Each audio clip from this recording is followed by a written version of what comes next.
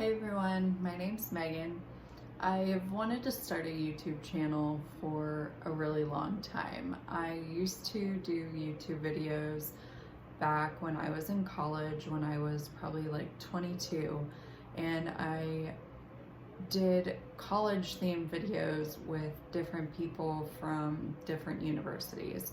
And they were really fun, but it was really inconsistent, and we didn't really go very far with it, and I've always wanted to start again. And I recently came upon Book Talk on TikTok and then some book YouTubers, and that's really inspired me to want to start at least with some book content, and then maybe go from there. And I love makeup, I love reviewing things, I love trying new things.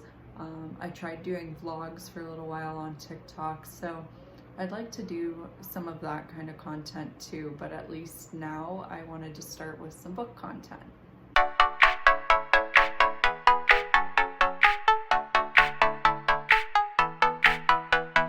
I think it's really hard because I was like, oh, it's already March in 2022. I am confused. You know, who cares? I might as well start next year.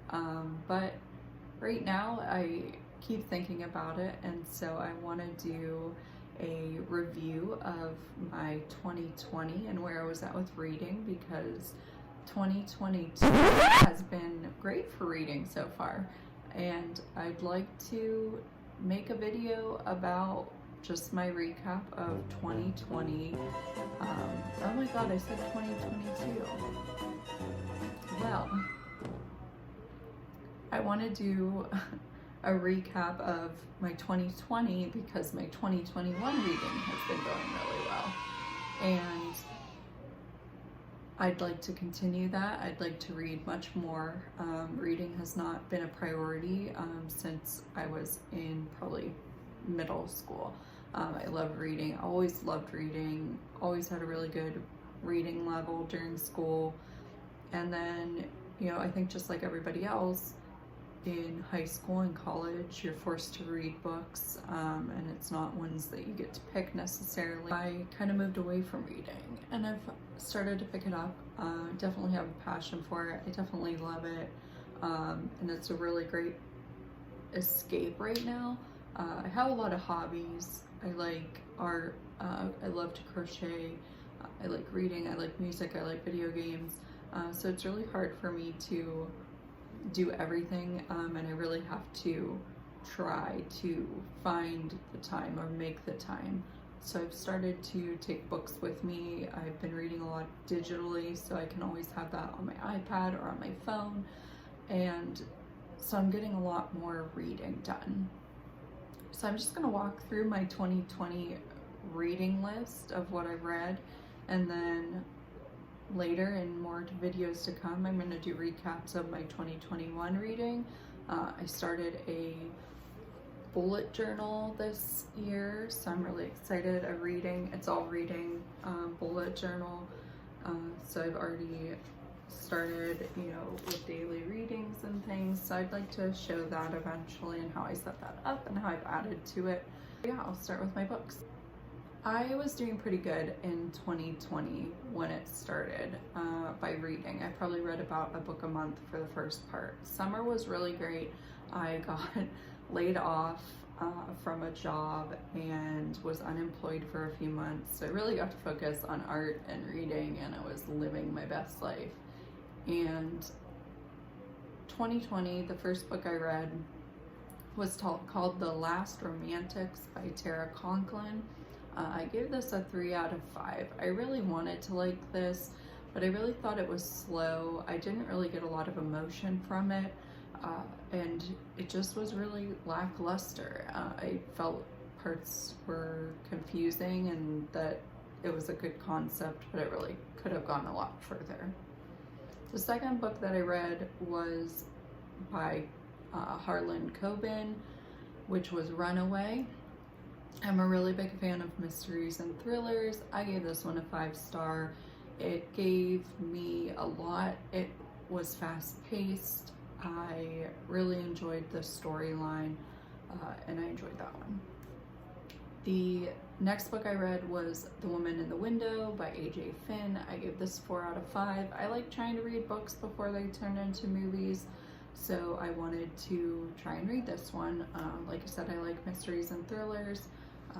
A lot of them are predictable, but I don't know that I knew what was coming with this one. It was The Overdue Life of Amy Byler by Kelly Harms. This one was, I think, a book I got from Kindle Unlimited. I did subscribe to that for a little bit. I have since kind of removed myself from Amazon and making purchases through there. I give this one a 3 out of 5. I'm not a super fan of romance, but I'm trying to read a little bit more. I don't know, maybe I'm not a romantic person. A lot of them just seem really predictable to me. This one was just kind of lackluster. I liked that it focused around a librarian. I thought that was a kind of cool concept, but overall it was okay. The next book that I got to read was on my list for a while. A lot of the time what I'll use is my Libby app from my local library, so I do have to wait for books to come in, and so I was waiting for a while, but I finally got to read Where the Crawdads Sing. I gave this one a 5 out of 5. I really loved how it was written. I loved the story. It took me to the setting. I could just really envision myself in the story, which was really good. I like books that can really truly make you feel like it's an escape. So I was really happy to read that. I was really happy that it lived up to my expectations, because I've heard really great things from other people. The next book that I read was a young adult book. It was called The Thing About Jellyfish, and I gave that a 4 out of 5. It was about grief and loss, and I thought it was a really cool story. I like jellyfish, so that was why I picked it, because of the title and because of the book cover. Sometimes that's really just what draws me in. But I thought that was a good one. It was a really quick read for me. The next book I read was also a young adult book. It was by E. Lockhart. It's We Were Liars. I've seen a ton of people that have loved this, that were really shocked by the ending, really shocked by the book itself, really emotional. I gave it a 3 out of 5. I just wasn't super impressed with it. I didn't not like it. I thought it was good. But I didn't like it quite as much as a lot of my friends did, or as much as TikTok likes it. That was another really quick read for me. The next book that I read was The Whisper Network. I gave this a 4 out of 5.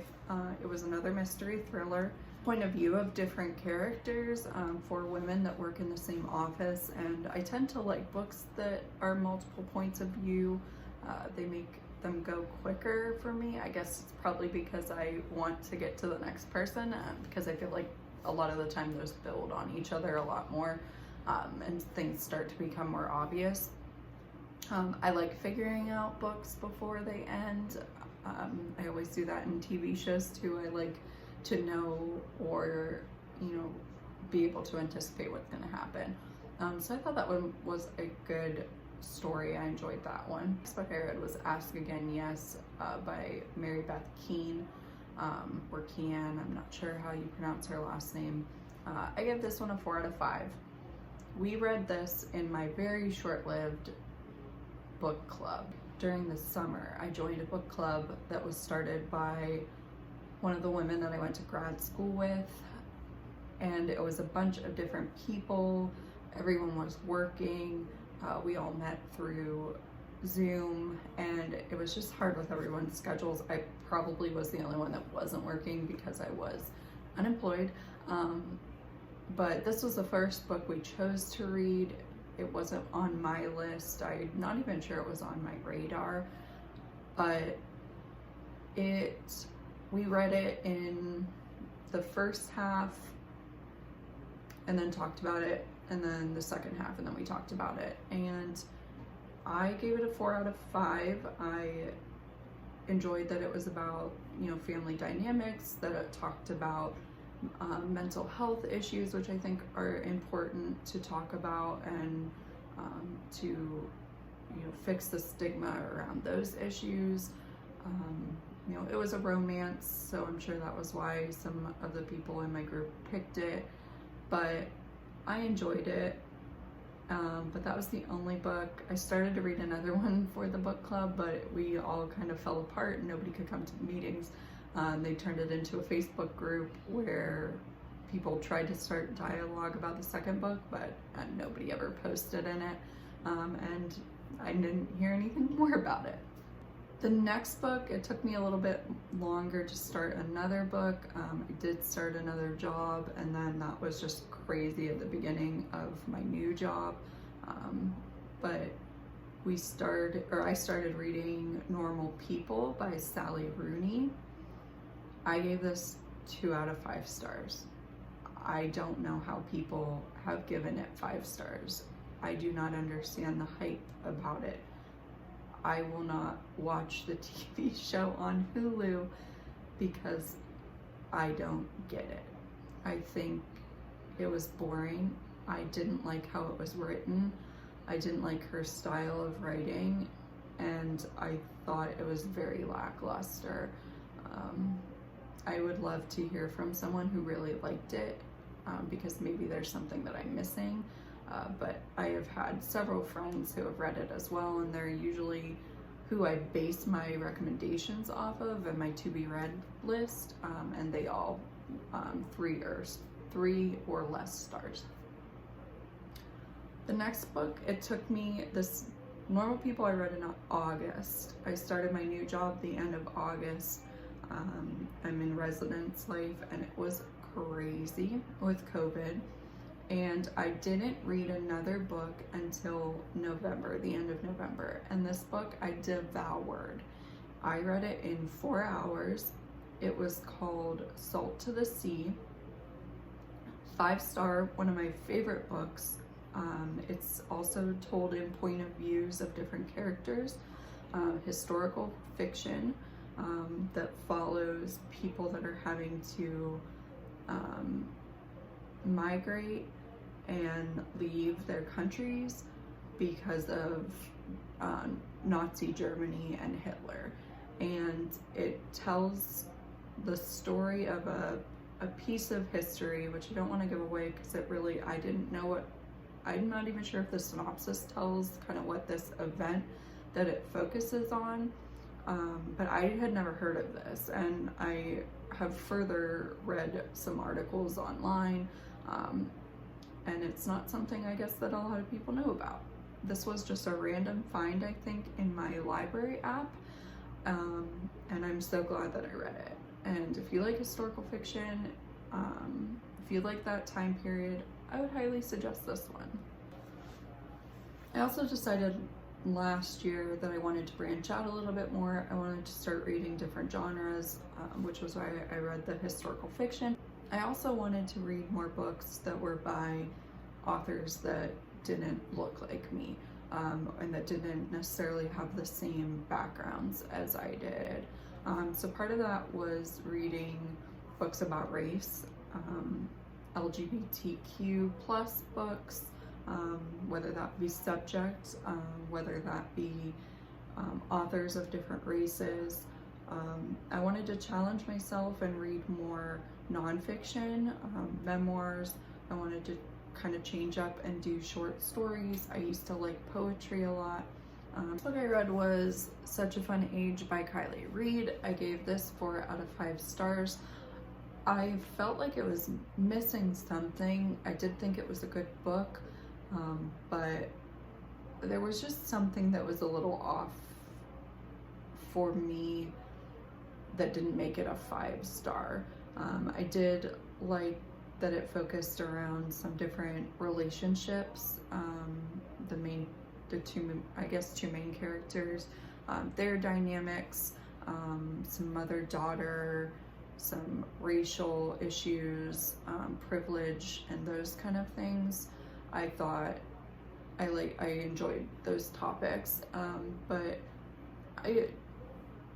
to me, there was just, it was slow.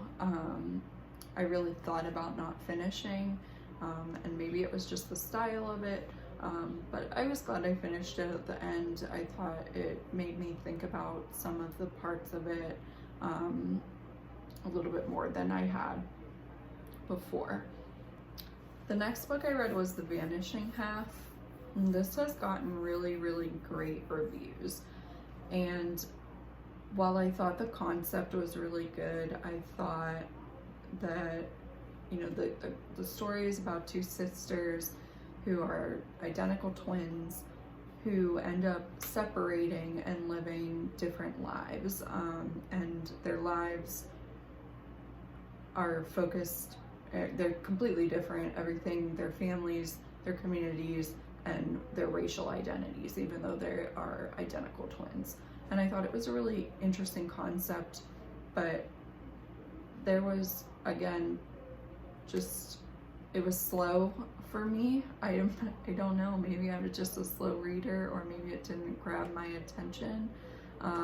For me, on the first part of it, I thought it was a good book. I thought it was okay. I thought that the, you know, storylines around, you know, race, identity, motherhood, those kind of things in the book were well written and well thought out, and were intricate. So maybe thinking back, I may have given it a 4. I just know that my Goodreads was a 3. And I think I haven't thought as critically about the ratings prior to this as I am thinking now in 2021, as I'm kind of going through and really like thinking in my bullet journal when I'm putting new books in. Apparently I have 2 other books. The next book that I read was The Last House Guest by Megan Miranda. In 2016, I think, 2017, one of those years, I read her first book, All the Missing Girls. That one is a 5-star for me. I loved that book. I loved the concept of it. If you haven't read it, it's told from the end to the beginning, and just the way that it is planned, and it blew my mind. I would not have been able to think like that. So I loved that. Obviously love a good mystery thriller. This I gave a 3.5, 4 to. I thought, you know, also a good mystery thriller. Didn't have the same concept, didn't necessarily grab me like the other one did, but it entertained me enough to be able to read it and almost finish off 2020. The last book I read was Rules for Being a Girl. This was a young adult book. This is on a teenage girl who's kind of finding her voice, but I think the book really lacked any kind of diversity. It was very, you know, white girl, white feminism, a very lackluster kind of a romance in it, and I felt it was a little predictable at times. So, you know, looking back, like I said, I wasn't really too critical about my my rating scales, but it might be more of like a 2, 3, 2.5 kind of rating for me. But that was my 2020 books. Probably better than the year actually was. But I read 15 books. I think I had a higher goal, but when I kind of knew I wasn't gonna meet that, I shrunk it down a little bit. This year I want to read 30 books, so I am doubling that, and I really have challenged myself to look at more genres and maybe look at some more stories and authors that I wouldn't. I'm looking at people different than me that are recommending books and what they find as 5 stars. So hopefully I have a little differentiated list, and it's not all mystery thrillers or white female authors. And, you know, hopefully you'll be interested in hearing opinions from another white 30-year-old millennial. maybe I can recommend some books and give you an opinion on something that you might like. So I hope that you'll like this video. I hope that you'll subscribe and follow me for more recommendations. Anything and everything might happen on this channel. We can only go up from here. And thanks for listening to my 2020 reading journey while it is March 2021. See ya.